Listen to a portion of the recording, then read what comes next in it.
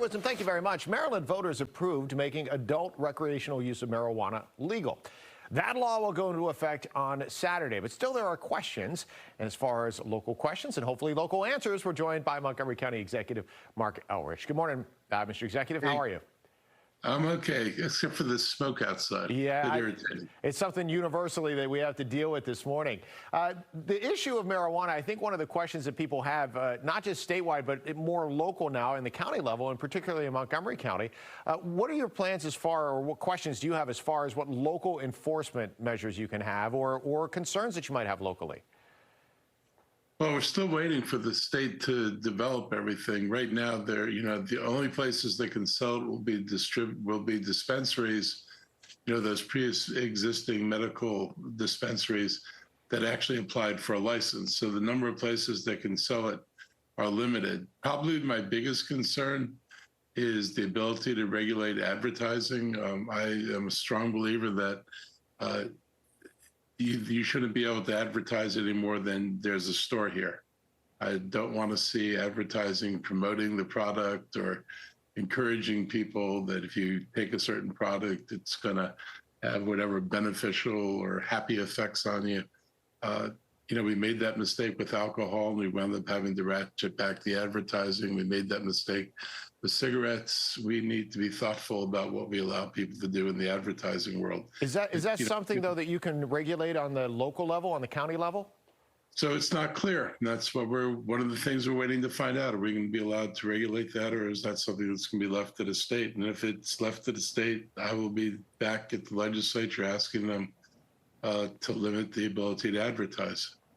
I want to talk about a couple other things that are happening in the county. One, minimum wage, and I know you've been a big proponent of this. Are you at the point that you were hoping for? Do you still want more? What are your thoughts as far as where minimum wage is standing now in the county? So it's kind of a mixed bag. I mean, we know that a number of employers have had to go above minimum wage to attract and retain their workforce, which I consider to be a good thing.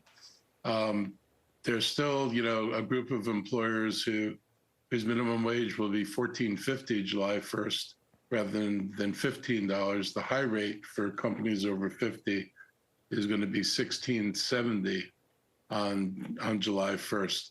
It's still not a living wage. And so if you were to multiply any of those numbers by 40 hours a week and 50 weeks a year, you'll discover that nobody earning minimum wage is going to be able to rent anything in Montgomery County. It's still not a wage that's adequate to support a family or to pay most the typical rents in the county. To afford like a $2,500 rent a month, that's $30,000 a year. You need an income of about $100,000. You have a lot of the economic issues that are tied together, and you mentioned the affordability of rent. That's something else that I know you've been working on. It's certainly been a divisive issue when it comes to the landlords versus the tenants in this case. Where do you stand on the cap that's there now, and if that potentially could change in the future? Well, I hope it doesn't change. Theoretically, the votes out of the committee indicate there are 6 votes to maintain that cap.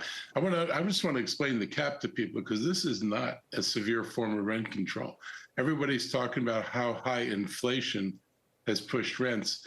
This law actually allows a landlord to get inflation plus 3% up to a cap of 6%. Inflation typically over the last 40 years has been less than 3%, and rent increases have been less. This basically blesses an automatic increase of up to 6%, which is, like I said, is going to be above inflation. The other bill, which hopefully does not pass, would have allowed inflation plus 8%, which I think everybody who's listening ought to say, well, that's pretty ridiculous, because if we're already being pressed by inflation on rents and we know it's made people struggle, what on earth is going to happen if you're able to get an inflation increase and then tack 8% onto it? The county's voluntary guidelines have been in place for 40 years.